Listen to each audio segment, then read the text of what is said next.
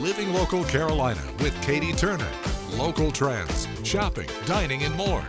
This is Living Local Carolina. The following portion of Living Local Carolina is sponsored by FT Kitchen and Bath. Good morning, everyone. Thanks for joining us today on Living Local Carolina. And actually, I'm not in a spa. I am in an actual client's bathroom from FT Kitchen and Bath, and I'm joined by the owner, Mike. Thanks for having me today. Well, thanks for being here. What a backdrop we have. Look at this. You guys did this. Yep, we sure did. Let's talk about it. So I've seen the before pictures. This has been an insane transformation in this bathroom. Yeah. So where was your thought process? How did all of this come to be? The owners was our thought process. They had studied their bathroom for a long time, and they come to us, and I was lucky enough that we met and everything like that and worked with them. But they already pretty well knew about their style and things like that. And then we sort of helped put the little things together, you know, the floors, the walls, things like that, and worked with them. So basically, I think we made a pretty good team. What do you think? I definitely think so. Isn't this awesome? There are so many different little things that make such a big difference, whether it be the lights around the ceiling. But why don't you walk me through some of the little details that you guys did? One of the details I think the wife likes more than anything is the heated floor. Yes. Floors are heated. So nice. You know, and you know, the fixtures, the shower head, I think it lights up and does things like that, you know, by the temperature. I mean, the coloration, you know, I mean, it just, I don't know what else we could have done. I mean, I think it turned out beautiful. It all flows so well. We're doing a lot more of these open concepts. Like some of the other stuff you've seen, you know, no door. We don't even use a shower door much anymore. Yeah, it's all about maximizing the space too, so you can really enjoy your bathroom. Open. Everybody wants open. You know, the showers are just, you know, like this. So now we're able to give people some freedom in the bathroom.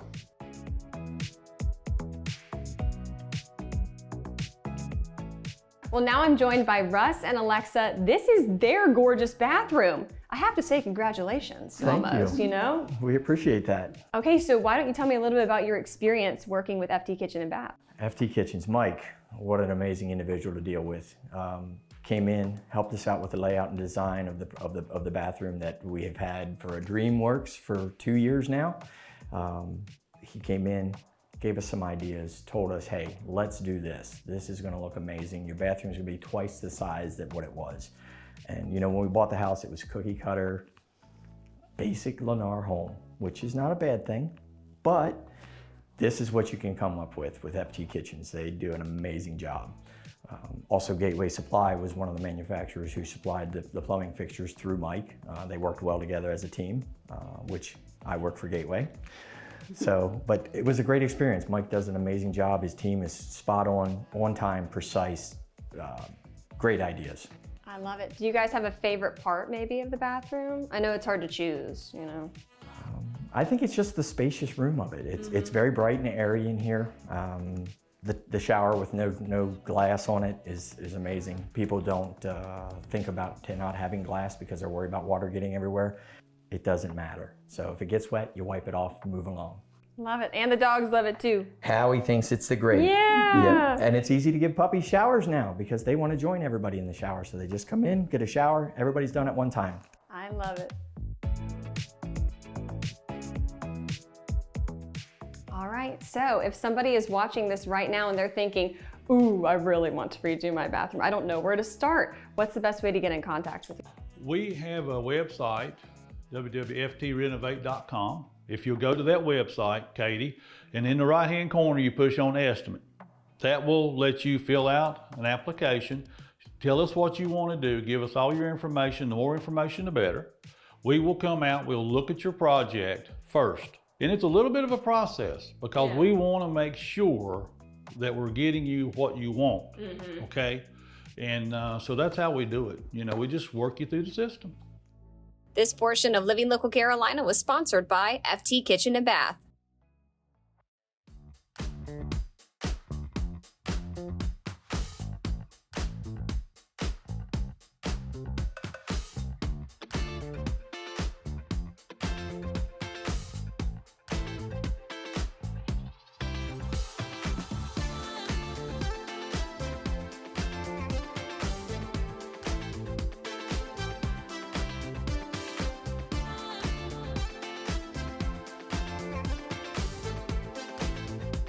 We'll be back right after this break with more Living Local Carolina. Welcome back to Living Local Carolina, everyone. I am excited because today I have Marie Livingston in the studio and we're going to talk about Friendship Place. How are you? I'm doing well. What about yourself? I'm doing great. Good. So, what's Friendship Place? Friendship Place, we are often called and referred to as a place of refuge for our neighbors within Georgetown County. We are excited to be able to just creatively meet some pressing unmet needs of our neighbors, to include food insecurity, childhood literacy, as well as just a variety of things that our neighbors are in need of. And I can imagine, we'll probably get to this in a second, that the community can always help. Oh, It's one of those absolutely. things. Absolutely. So what do you need from the community right now? Sure. With any of our programs, Georgetown Prays is the foundation. We are a Christian-based nonprofit organization, and we believe in the power of prayer. And so we have a prayer team ministry under the program Georgetown Prays. We're always looking for volunteers for that. So it's simply a time to gather to pray with and for our neighbors. With Georgetown Eats, it addresses food insecurity, where we invite our neighbors to come in and sit down, we fellowship with them, and we provide them with a meal. For some, that's the only meal that they receive for the day. And we're always looking for volunteer cooks, servers, cleaners, etc. for that initiative. We also have Georgetown Lives, where is a hub, and we connect our neighbors to resources, whether it's for utility support, rent support, and or just need a friendly ear to just listen to regarding their situation that they're in. And then Georgetown Learns is for our youth, and we have scholars where we provide childhood literacy 1-to-1 tutor-scholar ratio. We make the learning fun in a high-energy environment, and we always need volunteers for that as well. You guys have really covered the bases. We try to. I love that. Well, what feedback have you gotten from the community? That they're appreciative that we're there for them. They often come, again, as a place of refuge. They don't want to leave. When they come, they just want to stay because it's an environment where it's welcoming and inviting. All right, well, where can people learn more information about you guys? We encourage them to visit our website at friendshipplaceinc.org.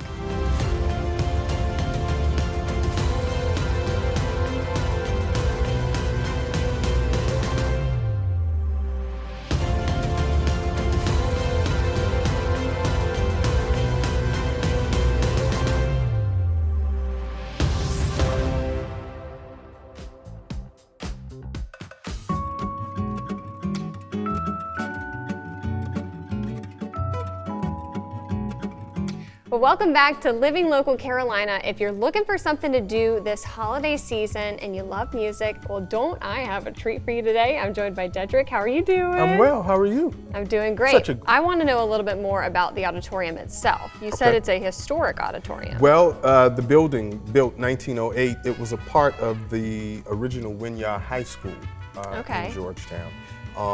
That high school burned, and subsequently, well, it was already in place, a plan to create Georgetown, which was a merger of Howard High School and Winyah.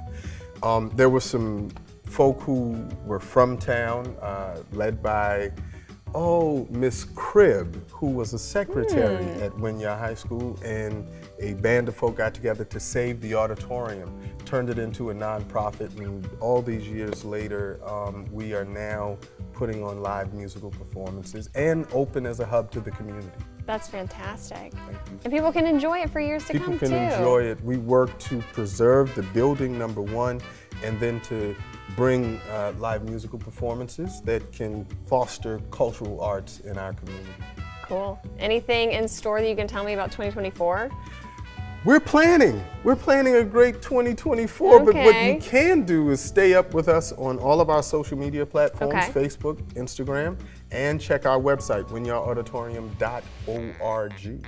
Perfect. Is there anything else that I need to know? Well, we would like for as many people that is able to attend our shows.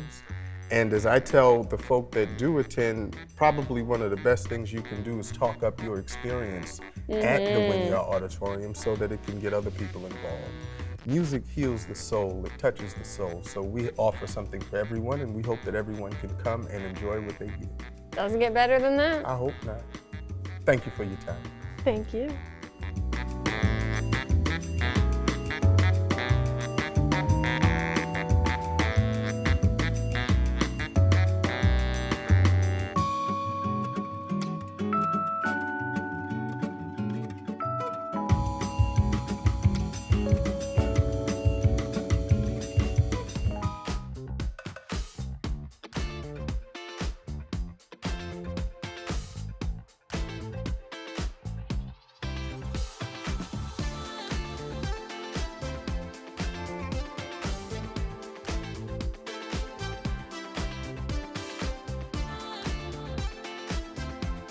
We'll be back right after this break with more Living Local Carolina.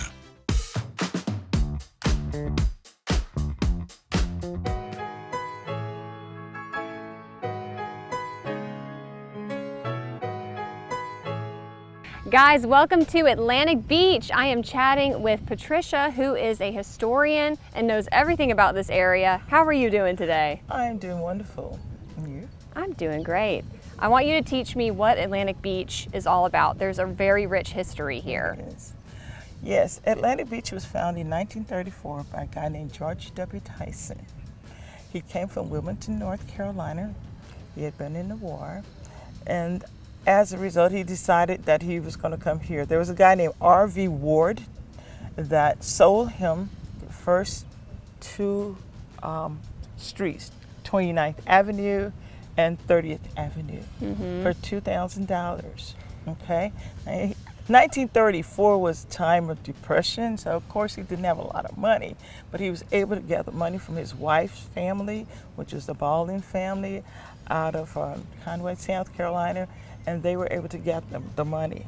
A few years later, there was a lady named Viola Bell that she wanted to sell the next two streets, which is 30th, 1st and 32nd.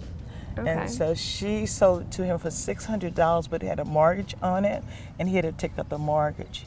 Now, he was able to do very well for a few years with that, but he got into some financial problems, and he had to set up an organization called the Atlantic Beach Company. And the Atlantic Beach Company, he was a smart man to first see that he was in financial problems and he needed to resolve that. So he got the doctors, the lawyers, the dentists, the professors, president of universities, the top blacks during that time to buy land, particularly on this street right here in front of us. Okay. And which is Ocean Boulevard, and this street here. Okay, and so they bought this. And I think his intentions was, you know what, these other people have money, and maybe they could keep paying off whatever they need to do to maintain this. And he was true about. Another thing he was also very particular about on the ocean front was to make sure he put in the deeds there would be, on most of these lots here, no type of, he didn't say it was high rise, but he said it would only be residential, houses could be built. And that purpose was so that you would have the view, basically, of the ocean. And today, since 1934, there have only been two buildings, the Gordon Motel and also Holiday Motel that was here. In 1954, although the Gordon Motel was one of the most fabulous motels for the black people during this time. This is a period of segregation, so we didn't have any place to come to, because they wouldn't allow us unless we were working as babysitters or cooks or maids or something in the motels in Myrtle Beach and North Myrtle Beach. We had no place else to come. He decided to make this a place where blacks could come. And like I said, he made sure he wanted that ocean view to be reserved for anyone who wants to come and live on. And he put it in the deeds. And that's why today, even though they put two motels, different governments was able to allow the Gordon and that one there. 1954, Hazel knocked the Gordon Motel down, and it was later on when Hugo came along, it finally knocked the rest of this down. But before that happened, they had all kinds of things here. It was like an amusement park. Yeah. Okay, and so you had all kinds of like Ferris wheels, merry-go-rounds, bumper cars, anything you could think of, like the arcades and stuff would have. They had this. People came here every weekend and celebrated, and these streets were packed. Particularly, this is Main Street, particularly Main Street. It was packed with people who came. They got here any way they could. They said that people had actually trucks, flatbed trucks. They jumped on those. Some of the people came at even earlier time with horse and buggy, just to enjoy the water, to enjoy themselves for the amazement of enjoying the beach. And so many businesses started along the streets and stuff. Don't forget to like our page on Facebook and follow us on Instagram and Twitter. How to use the QR code. Just open the camera app on your smartphone, iPad, or tablet. Point your device at the QR code so the QR code appears on your screen. Your device will recognize the QR code and show you a notification. Click that notification and you'll come to our website.